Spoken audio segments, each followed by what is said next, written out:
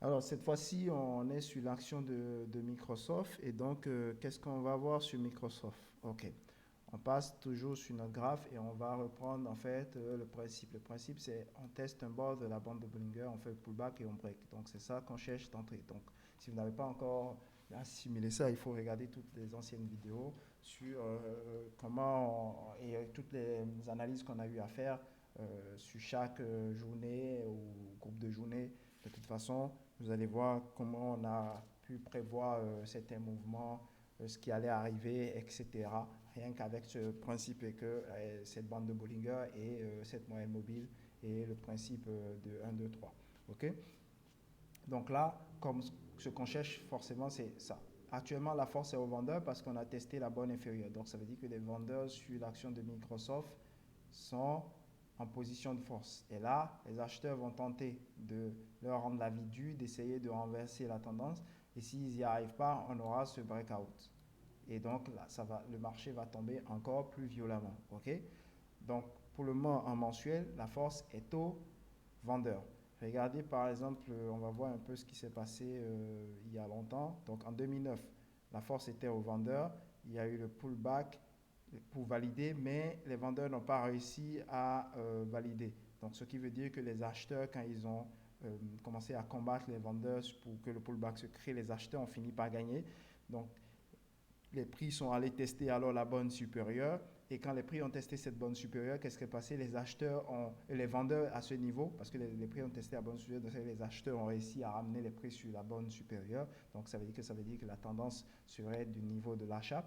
Et puis les vendeurs ont essayé de les combattre et de ramener encore les prix sur la bonne inférieure, mais cette fois-ci les vendeurs ont échoué. Et lorsque les vendeurs ont échoué, qu'est-ce qui s'est passé? On a eu ça, 2, 3 et 4. Il y a eu ce breakout. Et dès qu'il y a eu ce breakout, qu'est-ce qui s'est... Oh, excusez-moi. Quand il y a eu ce breakout, qu'est-ce qui s'est passé derrière? C'est qu'on a eu une hausse phénoménale sur l'action depuis les années 2013. Ok, j'avais des positions sur cet actif en cette période-là jusqu'en 2021. Donc vous vous imaginez comment vous aurez pu gérer facilement cette analyse technique simplement avec votre Bollinger Band qui est un indicateur de suivi de tendance dans le fond et la théorie du 1, 2, 3 avec naturellement qui quand ça valide 1, 2, 3 en fait ça que ça vous dessine la théorie de dos, vous aurez alors en fait un plus bas de plus en plus haut et un peu haut de plus en plus haut. Donc dans ce cas de figure sur le graphique mensuel, la force est au vendeur pour le moment. On attend juste la confirmation pour que ça fasse encore plus mal au cas où. Alors, en hebdomadaire, ce qu'on a en hebdomadaire, voilà ce qu'on a en hebdomadaire. En hebdomadaire, comme vous allez l'observer toujours, même principe. J'espère que vous allez finir par assimiler facilement le concept. Pas très compliqué pour entrer. Le reste viendra juste de la façon dont vous allez gérer votre argent. Donc, le concept ici, toujours le même. Les prix quittent l'autre côté, viennent tester cette borne, pullback validé ici, breakout. Et donc, puisqu'on est sur la borne inférieure, ça veut dire que la force est au vendeur. Maintenant, ce qui se passe cette semaine-ci, c'est que les prix sont venus tester la borne supérieure. Ça veut dire que les acheteurs sont en train de devenir plus forts que les vendeurs. Donc, ce qu'on espère maintenant, c'est d'avoir en fait le pullback qui va arriver. Donc, les vendeurs vont essayer de reprendre la main pour amener les prix sur l'autre borne, mais vont échouer pour que nous ayons ce breakout qui puisse arriver. Vous voyez un peu, c'est ce que nous espérons.